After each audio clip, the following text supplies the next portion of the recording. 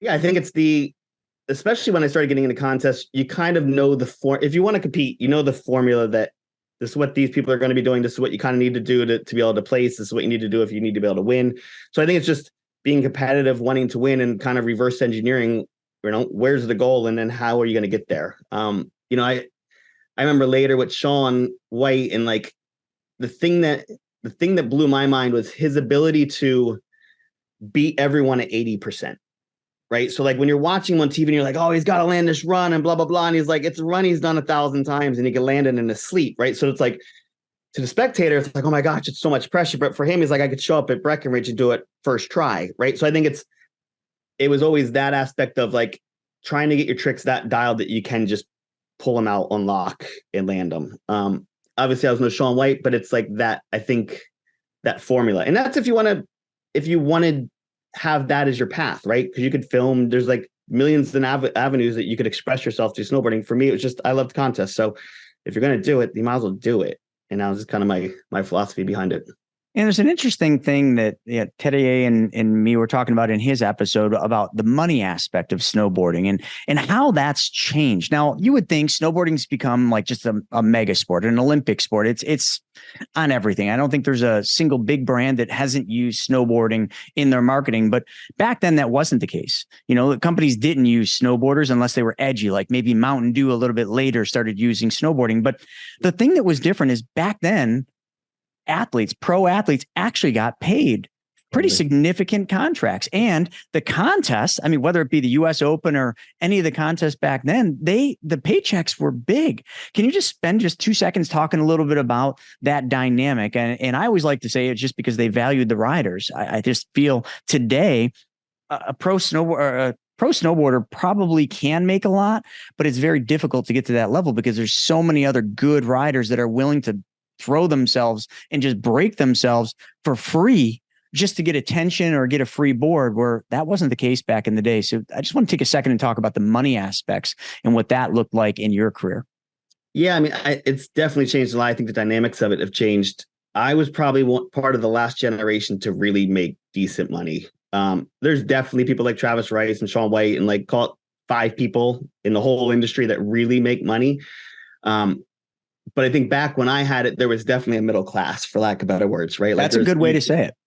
There's middle class plus you could buy houses, you could do things because, you could buy a house in Mammoth for 50,000 that now probably is 350, right? Or like a little apartment. So I think there's the multiple dynamics there, but also just back then to sell snowboards, you had shop kits, you had magazines, you had video parts, and that was it, right? There was no social media. There was no Facebook running ads. There was like no influencers.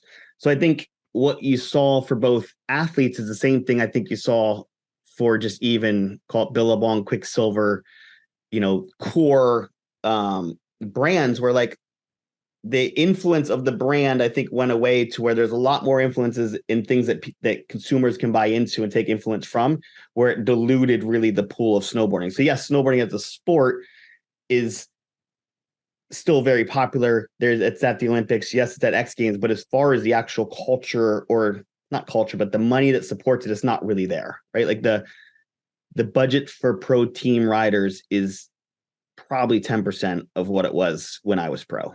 I agree. And I think it's just a byproduct of just business, right? Like if it's not actually driving the sales, it's hard to support it. And I think even X Games got a ton of grief and crap last year, like the year before, because they had influencers there. And it's like, cool, why is this guy here? Like, he doesn't even snowboard. Like, cool that he has 10 million followers. And I think in their minds, are like, well, we need to grow this thing. And he has actually like more followers than all of you dudes put together. And I can appreciate that you're all athletes. So, right, there's like this weird dichotomy, especially because snowboarding was like, we were almost original influencers in a way.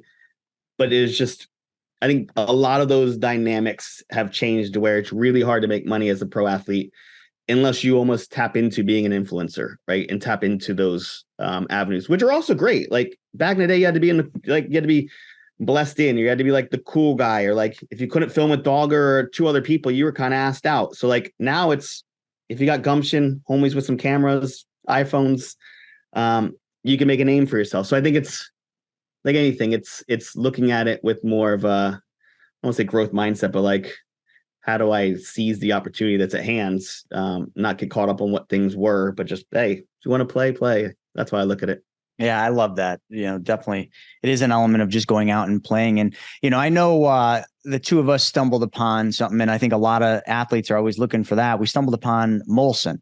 Now, for those of you that maybe don't know what Molson is, but it's a beer brand, and Molson Canadian, and it's a Canadian beer brand. And they did this thing called Snow Jam, and they thought it'd be cool to bring, gosh, what they had? They had concerts, they had dirt bikes, skateboarding, and it was kind of like the early days. But then the key thing they did is they brought in these big tractor trailers filled with ice cubes, and they ground them up and they made a quarter pipe. Now, Keir was a killer half pipe rider. So I remember it was the Buffalo event, I think, and maybe a couple other ones that I saw you at, but he rolls up and I'm there, competing. And that was my first event that they brought me on for. And I remember I'm like, oh my gosh. And, right in practice, you're just doing your thing. But it was such an iconic kind of event because it was one at which athletes could come in, and there wasn't a lot of us, but we got paid really well. Almost, gosh, looking back, it's like, that was really silly money back then for what we did. I mean, first place was 10 grand. And, there was 10 riders I think they had in there, or something like 10 or 12 riders.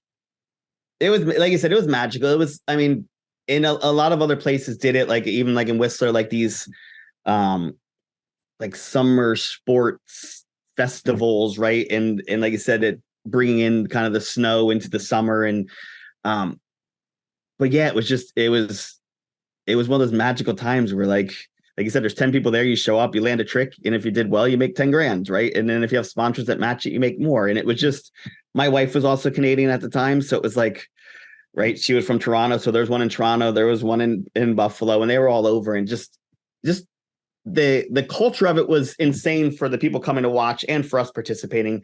But it was also just, you look back, like you were saying, it was like, that's a lot of money just to show up, have some fun, and like land a trick or two. Right. And they had skiing there too, right? Skiing and snowboarding. And then, like you said, good bands and music and good times. And I'm sure as an athlete at the time, I was still probably complaining about something. Oh, that was that was not my first big event, but the first big event that was a spectator event like that. Yeah. And I remember I just thought, all right, I'll jump into the crowd and just kind of walk around, and they physically ripped the shirt off my back. So that's my story from that event. The shirt got ripped off my back. But let's transition now. Let's talk a little bit about the afterlife of, you're on this high of the snowboarding career where you literally are just creating your passion, you're just creating your whole existence. And then all of a sudden something happens and it's just over. What was that for you? Like, where did the party end or the show stop? My show stopped a little later. So like towards the end of snowboarding, I got into TV hosting, and again, had good people, good opportunities, different dynamics too. The way my contract was written for snowboarding was TV was very heavily weighted. So I kind of steered towards like, oh, could I be on Fuel TV? Could I get, TV engaged, like gigs? So the transition was actually pretty smooth because I still had somewhat sponsor support, and then also found this new passion of like, I love communicating with people. I love conveying snowboarding to other people, whether it's core or just new audiences. And Fuel TV at the time was a huge supporter of action sports, so that was an amazing outlet. And then during that time, we'd started a headphone company with a group of 7 of us, 7 snowboarders. And then that really started to take off. We pivoted towards women's headphones. That was kind of our niche product, but we were in Apple and Best Buy and Target and raised a bunch of money, sold internationally. And that was kind of a 6-year process. So up until that, everything was actually somewhat smooth. Like, and I used to think that I had some struggles in life, but I look back, I'm like, that was all so easy. And then the long story short is that the company didn't work. I had invested about $1 million my own money into it. I had to, since I was running it, I was the person that had to kind of wind it down, deal with lawsuits, all sorts of chaos, where that had just basically spun me out. And then on top of that, you had some drugs and some other things. And it was just, I'd say that was the point in my life where it was like, holy shit, like not in a million years would I ever think I could be here, especially because I had always tried to be smart with my money. And I tried not to be extravagant and buy real estate and do things. but just some bad decisions and some bad luck really just had me about as sideways as you could ever be. And that was like, I guess I was 38. I don't know. I was pretty old to have had like pretty smooth life up until then. Then yeah, I was like dead broke, finally sober, then after a pretty gnarly drug stint, and trying to figure out how the hell to get things back together. So, and what did you do? I mean, so that's ass kicking number 2. So what was the climb out of that like? It was brutal, to be honest. I DoorDashed for like about a year just to literally have cash coming in, and the DoorDash was also part of getting sober. And just I was like, and usually when you blow things up, you kind of like ruin a lot of friendships too, right? Like that's in hindsight, you're like, I could have not done that. But kind of like snowboarding, like you just start figuring out like, what am I passionate about? What do I love? And I love design work, and our designer that did all of our stuff at the headphone company, he kind of mentored me through some stuff. I love brand strategy, so I kind of opened up an agency, just like one brick by brick, right? But there was definitely times like sitting in my house being like, oh my gosh, like full just panic attack of like, what the hell am I doing? How am I going to make money? I also think that through that called destruction, like lack of confidence, lack of belief in self, a lot of the things that snowboarding teaches you the opposite, right? It's like visualization, confidence, seeing it, doing it, right? Like all the stuff now would be like manifesting and all that stuff. Like we didn't have the language back then, but we were living it. A lot of that just kind of gets washed away in times where you're really upside down.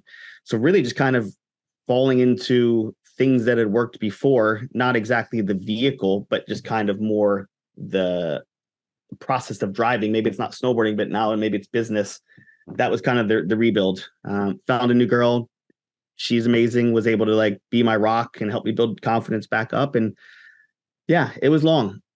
It was because everything, right, when you're young, you can go 5 years and you don't have all the stresses, right? But like when you're old, call it, and then you blow things up, and then your rebuild's like 3 or 4 years, it feels like eternity because you're also like navigating kids and all sorts of other things. So it's something that in hindsight, when I look back where I was in life, I needed it to blow up to like refocus, relearn, just kind of rebuild foundational principles and aspects for myself.